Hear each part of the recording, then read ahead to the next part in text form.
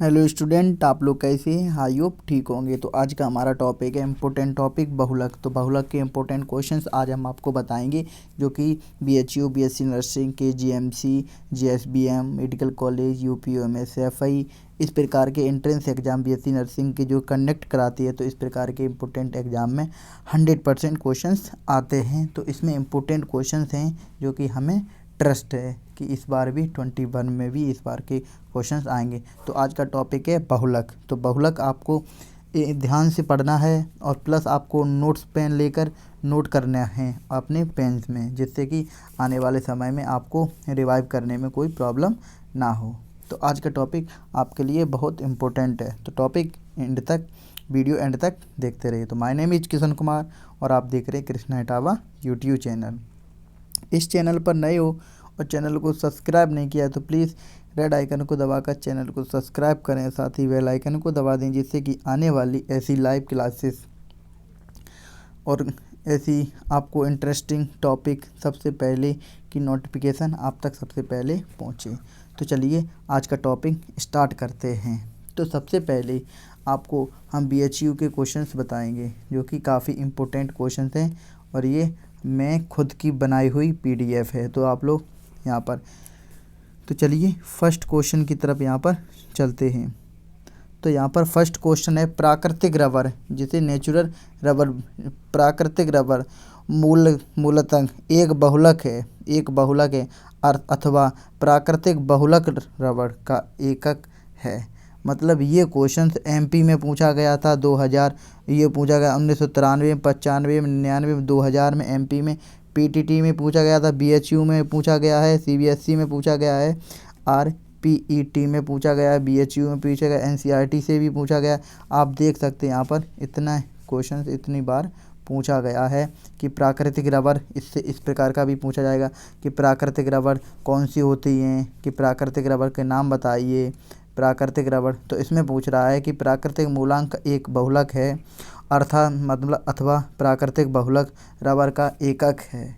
तो यहाँ पर इन्होंने ऑप्शन दे रखे हैं नियोप्रीन का, आइसोप्रीन का, या फिर क्लोरोप्रीन का, या फिर ब्यूटाडाइन का।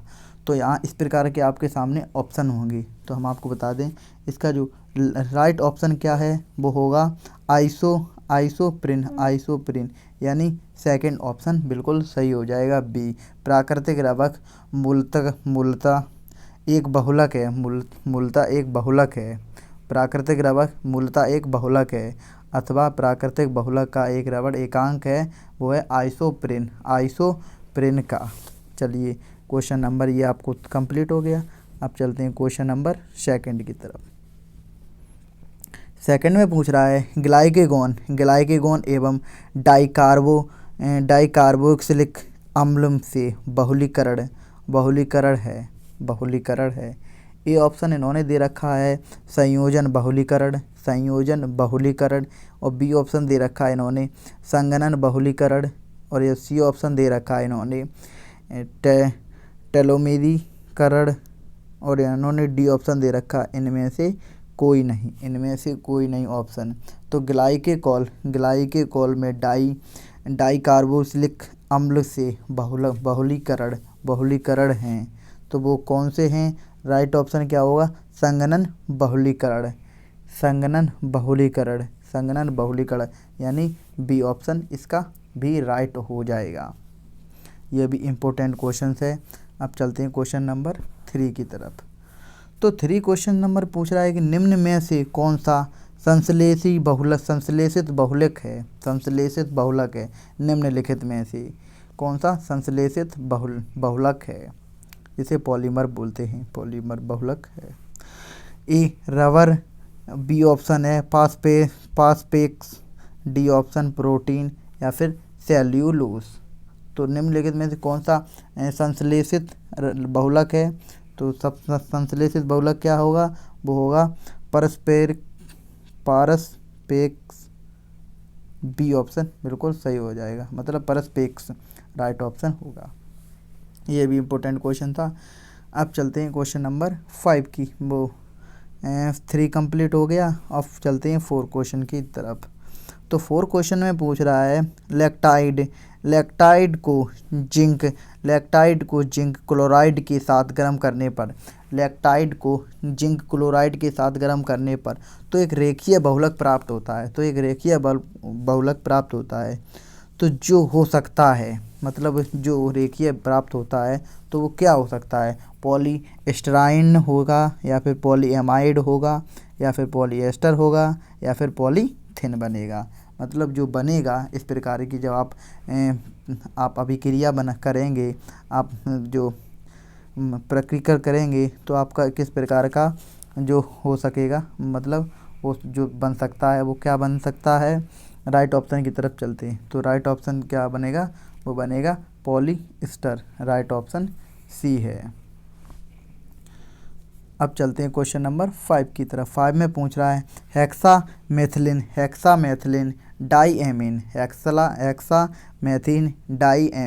डाईएमीन तथा एडिपिक अम्ल के संघनन से जो रेशा प्राप्त होता है वह है। एक बार फिर इम्पोर्टेंट क्वेश्चन है, यहाँ पर आप लोग देख सकते हैं ये कितनी बार पूछा गया है। हेक्सामेथिलीन डाईएमीन तथा एडिपिक अम्ल के संघनन से जो रेशा प्राप्त होता है वह है डेकोन है या फिर नाइलॉन छाछट है या फिर रेयॉन है या फिर लेप्टॉन है। तो राइट ऑप्शन क्या होगा, जो रेशा प्राप्त है वह है नाइलॉन 66। इम्पोर्टेंट क्वेश्चन है नाइलॉन 66। क्वेश्चन नंबर 6 की तरफ चलते हैं। बहुलीकरण द्वारा निम्नलिखित में से पॉलीप्रोपिलीन बनाते हैं।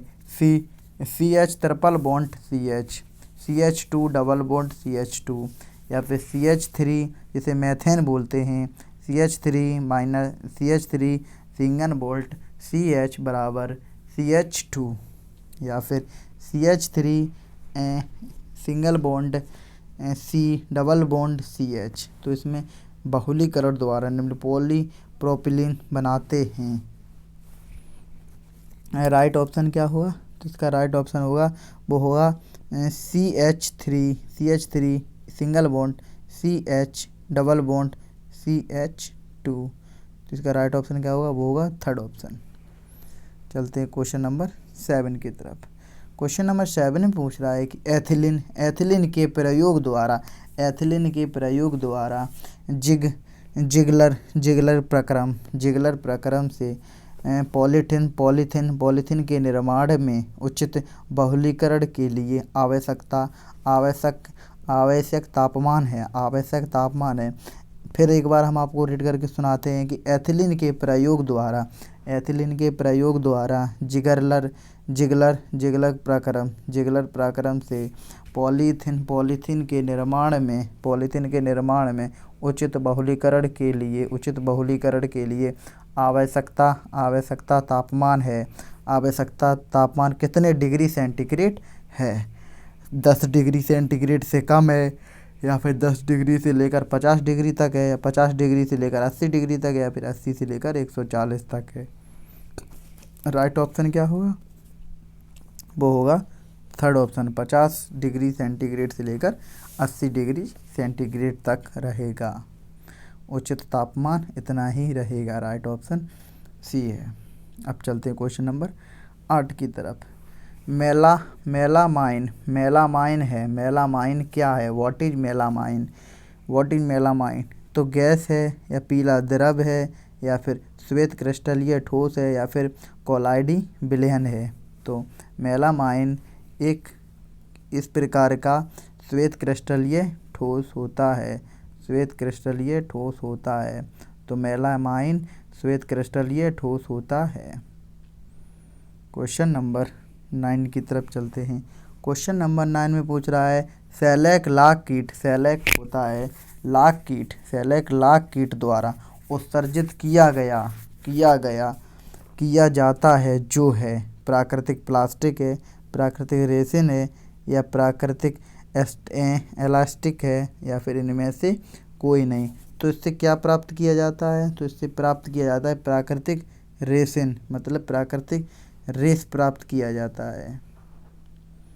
क्वेश्चन नंबर 10 की तरफ चलते हैं। सेलेक में मुख्यतः होता है, सेलेक में मुख्यतः क्या होता है, सेल्यूलोस होता है या फिर पॉलीहाइड्रोक्सिल कार्बनिक अम्ल होता है, पॉलीएमाइड होता है या फिर पॉलीएस्टर होता है।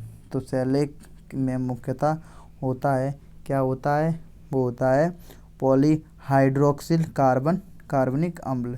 बी ऑप्शन बिल्कुल सही हो जाएगा। क्वेश्चन नंबर 11 की तरफ चलते हैं। 11 में पूछ रहा है कि सिलानिज सिल्क है क्या है, सेल्यूलोस ट्राइनाइट्रेट है, सेल्यूलोस एसीटेट है, सेलोफेन है या फिर पायरोक्सिलिक है। फर्स्ट ऑप्शन इस प्रकार है, तो इसका राइट ऑप्शन क्या होगा, तो वो होगा सेल्यूलोस एसीटेट। मतलब सिलानीज